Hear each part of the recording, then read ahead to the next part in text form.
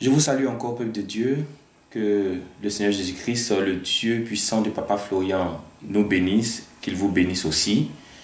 Alors aujourd'hui, nous allons encore soulever un thème, nous allons traiter un sujet. Très souvent, nous parlons des faux hommes de Dieu. Très souvent, nous parlons des faux hommes de Dieu, des faux prophètes, des faux pasteurs, des faux dans le sacerdoce. Mais ce dont nous parlons rarement, c'est aussi des faux frères et des fausses sœurs. Parce que autant nous avons des faux hommes de Dieu, autant nous avons des faux frères et nous avons des fausses sœurs. Et c'est de cela que je veux parler aujourd'hui.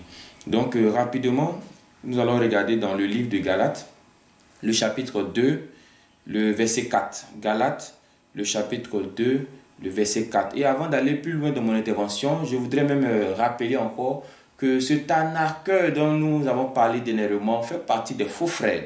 Vous voyez, parce que nous savons que c'est quelqu'un qui nous suit, voilà, chaque jour. C'est même quelqu'un peut-être qui est au milieu des fidèles, mais c'est un faux fidèle, c'est un faux frère.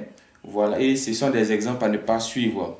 Donc, Galates chapitre 2, le verset 4 nous dit ceci.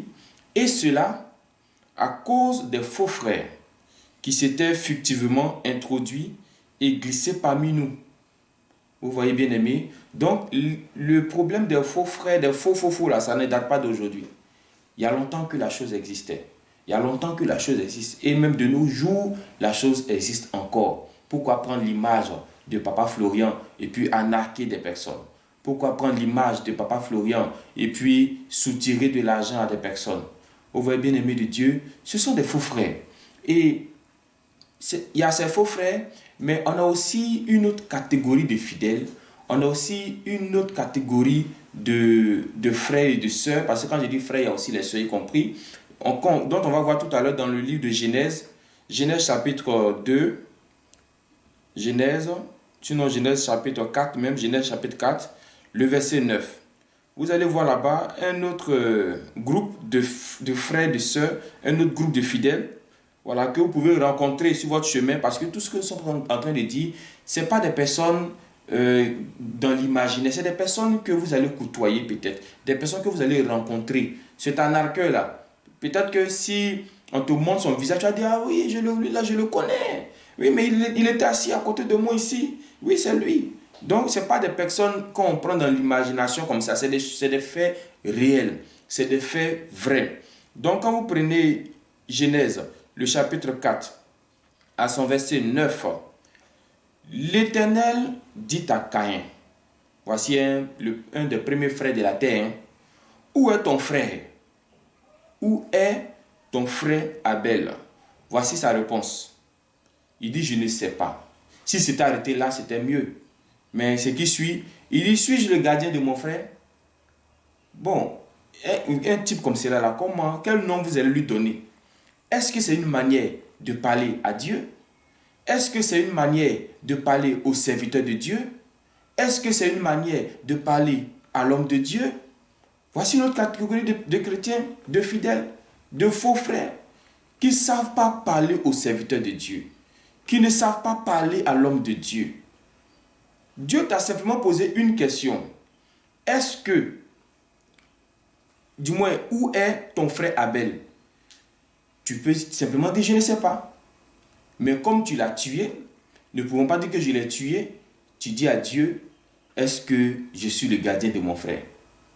Bien-aimé de Dieu, il y a cette catégorie de chrétiens qui ne respectent pas. Non seulement ils ne respectent pas les serviteurs de Dieu, mais qui ne respectent même pas les choses de Dieu.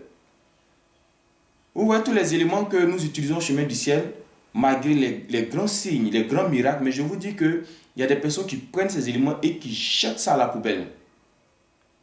Je vous fais un point. Qui prennent ces éléments et qui mettent le feu là-dessus.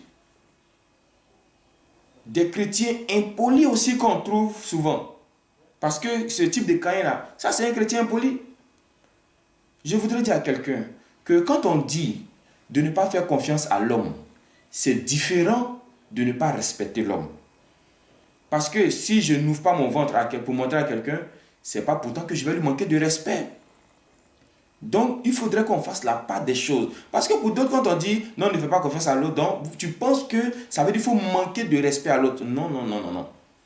Bien vrai que tu ne fais pas confiance, mais il faut respecter l'autre. Respecte autrui. Respecte celui qui est en face de toi. Respecte celui qui est à côté de toi. Pour ne pas parler de Ananias et puis Saphira, eux qui font partie de la catégorie des chrétiens menteurs, je veux simplement exhorter le peuple de Dieu à non seulement faire attention, mais aussi à se démarquer, à se mettre à part. Vous voyez? Parce que la Bible dit que celui qui marche avec les pauvres finira par devenir pauvre. Celui qui marche avec les riches finira par devenir riche. Donc, si tu te mélanges avec ces personnes dont Paul nous a parlé de l'autre côté, si tu te mélanges avec Caïn, dont Genèse nous a encore parlé de l'autre côté, tu vas voir que finalement tu vas tomber dans le piège des faux frères, des fausses sœurs. Donc, bien-aimés de Dieu, ne soyons pas des faux frères, ne soyons pas des fausses sœurs. Si tu as un problème avec X, avec ton frère, avec ta sœur, dis-le lui. Ce n'est pas la peine de voir ton frère qui prend un chemin et puis toi tu prends un autre chemin. Ce n'est pas la solution.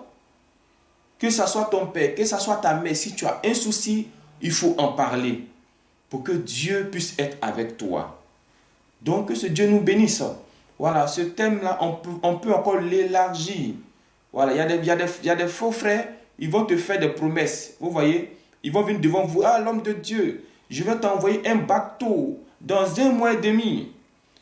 Mais à peine une semaine, il est porté disparu. Où est le bateau? Où il est lui-même? Où est passée la promesse? On n'en sait rien.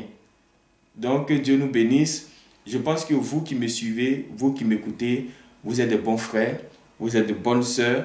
Voilà, vous n'êtes pas dans les faux jeux, dans les petits jeux. Vous ne gardez pas la colère en vous. Que Dieu soit avec vous, que ce Dieu-là nous bénisse tous. Au nom de Jésus.